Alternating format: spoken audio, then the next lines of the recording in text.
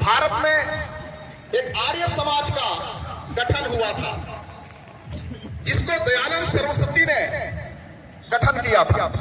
उनका मूल नाम है, सही नाम है मूल शंकर तिवारी। इन्होंने आर्य समाज का गठन किया। साफ तौर से जाहिर है कि आज का जो ब्राह्मण जाति है भारत में, वही मूलतः आर्य है। ये आर्य यूरेशिया से भारत में आए और वे भारत के मूल निवासियों को गुलाम बनाए और धर्म के आधार पर जातियां बनाई और जाति के आधार पर उनको टॉर्चर किया गया। और इसी अन्याय और अत्याचार की वजह से जब अन्य समानता के धर्म भारत में आने लगे, तब लोगों ने उस समानता के धर्म को अपनाया। आज संविधान पे रहते हुए अगर आपके साथ धर्म के नाम पर अत्याचार होता है, जबकि संविधान के आर्टिकल 25 में अबाध रूप से धर्म को मानने, आचरण करने और यहां तक कि उस धर्म के मूल्यों का प्रचार प्रसार करने का भी अधिकार भारत के संविधान ने दिया है, तो आखिर ये कौन लोग हैं जो आपको धर्म मानने से रोकते हैं? आखिर ये कौन लोग हैं जो संविधान को नहीं मानते? आखिर ये कौन लोग हैं जो धर्म को मानने पर मारते पीटते हैं? आखिर कौन लोग हैं जो धर्म को मानने पर धर्मांतरण जैसे झूठी आरोप लगा करके उन पर FIR दर्ज करते हैं? और आज तक सिद्ध नहीं हो पाया कि किसी ने किसी का धर्म प्रलोभन के द्वारा या दबाव के द्वारा किसी का धर्म परिवर्तन किया। मैं ये कह सकता हूं कि आज अगर कहा जाए तो लाठी डंडे मार करके लोगों को धर्म में, अर्थात हिंदू धर्म में लाने का काम किया जा रहा है। जबरदस्ती घर वापसी करके उनको हिंदू धर्म में लाया जा रहा है। इसका विरोध कौन करेगा? आज हम भारत मुक्ति मोर्चा के लोगों को, जो भारत के SC, ST, OBC माइनॉरिटी को संगठित कर रहा है, अगर आप संगठित हो जाएंगे, निश्चय हम इसका भी विरोध करेंगे और तरीके से करेंगे, क्योंकि जब हम विरोध करेंगे उसका जवाब इनके पास नहीं होगा। ये शासन सत्ता में बैठकर शासन सत्ता के शक्ति का दुरुपयोग करते हैं और हमारे ऊपर अत्याचार करते हैं। कभी भी कहीं भी साबित नहीं हुआ कि किसी ने दबाव देकर, प्रलोभन देकर, पैसा देकर किसी का धर्मांतरण किया। अगर किया है तो मैं सबूत मांग सकता हूं, सबूत दे, सबूत दिया जाए। अगर सबूत नहीं है तुम्हारे पास तो फिर सब नौटंकी बंद करो और सबको आजादी के साथ संविधान के अनुसार धर्म मानने और जीने के लिए आप काम करो, अन्यथा हम तुम्हारा विरोध ऐसा करेंगे 85% इकट्ठे होकर तुमको वही रास्ता दिखाएंगे जहां से 85। हम भारत के मूल निवासी हैं, हम तुम्हारे गुलाम नहीं हैं।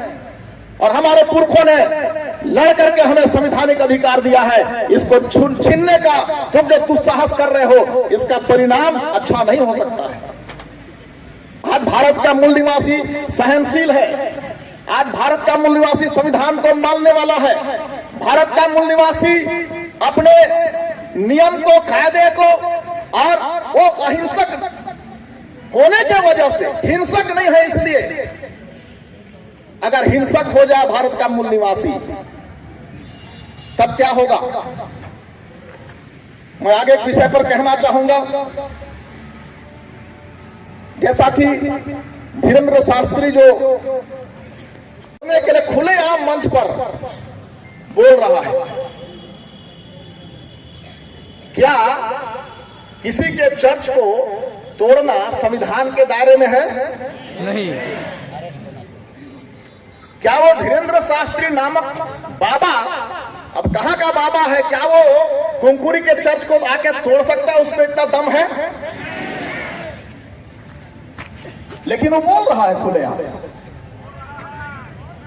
उसको रात रात तक बोलने के लिए शासन प्रशासन उसको समय दिया हुआ है, बंद नहीं करवा रहा है, मनमाना बोल रहा है, उस पर कोई नियम नहीं है। लेकिन हम मूल निवासियों को दबाया जाता है, हमेशा हम मूल निवासियों को कमजोर किया जाता है। अब भारत मुक्ति मोर्चा जैसे संगठन सामने खड़ा हो रहा है, चिंता करने की जरूरत नहीं है साथियों।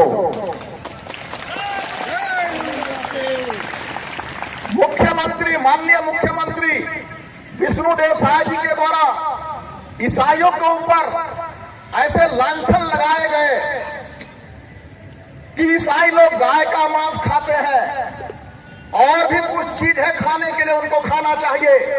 हम हिंदू लोग देवी मानते हैं गाय को। आप आरटीआई लगा करके जसपुर के कलेक्टर महोदय के ऑफिस में जानकारी मांगिए कि भारत देश आज दुनिया का नंबर 1 देश बन गया है गाय का मांस विदेश में बेचने वाला। कलेक्टर महोदय को आवेदन लगाइए आरटीआई के माध्यम से और बोलिए कि जो व्यक्ति फैक्ट्री बनाकर बड़े बड़े फैक्ट्री बनाकर विदेशों में लाखों टन गाय का मांस बेच रहा है, उसका नाम, उसकी जाति, उसका धर्म हमें कृपया देने का कष्ट करें।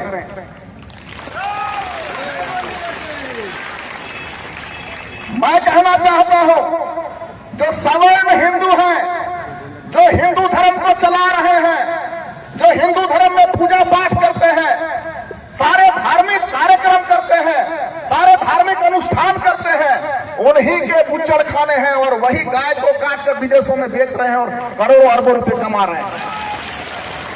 अगर वे ऐसा कर रहे हैं तो ईसाइयों के ऊपर तुम किस तरह दोष लगा सकते हो?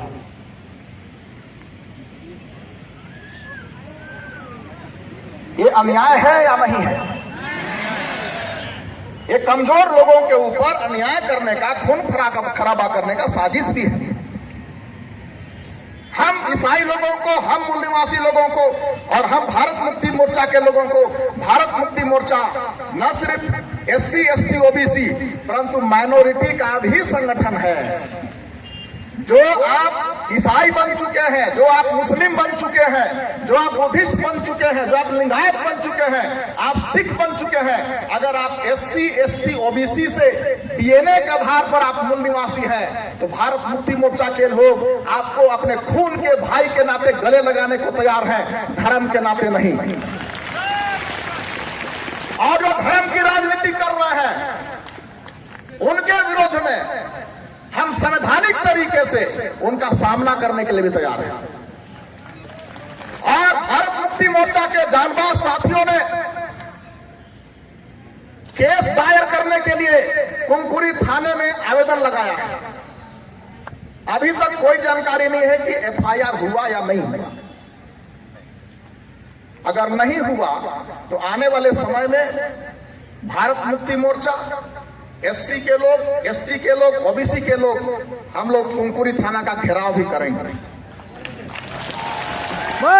बच्चा से और जब बीफ एक्सपोर्ट करने वाले, गाय का मटन विदेश में बेचने वालों को लिस्ट आएगा, तब हम लोग मुख्यमंत्री का कार्यालय जो विधानसभा होता है उसका भी छत्तीसगढ़ में घेराव करेंगे कि आपने जो ईसाइयों को गाय खाने की लांछन जो लगाया है, हमने लिस्ट निकलवाया है, भारत सरकार का लिस्ट है, ये लोग गाय का मांस काट करके विदेशों में बेच रहे हैं, तुम सार्वजनिक रूप से माफी मांगो। भारत मुक्ति मोर्चा पूरे भारत में हम मूल निवासियों के आजादी के लिए काम कर रहा है। साथियों, हमें डरने की जरूरत नहीं है, हमें सामने आने की जरूरत है। और धर्म के नाम पर, जाति के नाम पर जितना संगठन बनाए हैं, मैं आह्वान करता हूं आप भारत मुक्ति मोर्चा में आकर के विलीन हो जाइए, एक मंच पर आइए, फिर हम दुश्मनों का सामना ऐसा करेंगे कि हम हमेशा के लिए आजाद हो जाएंगे। भारत में हम हमेशा के लिए आजाद हो जाएंगे। कोई आपको धर्म के नाम पर, कोई आपको जाति के नाम पर, कोई आपको गाय के नाम पर और न ही किसी अन्य नाम पर आपको प्रताड़ित करने का हिम्मत नहीं दिखा पाएगा।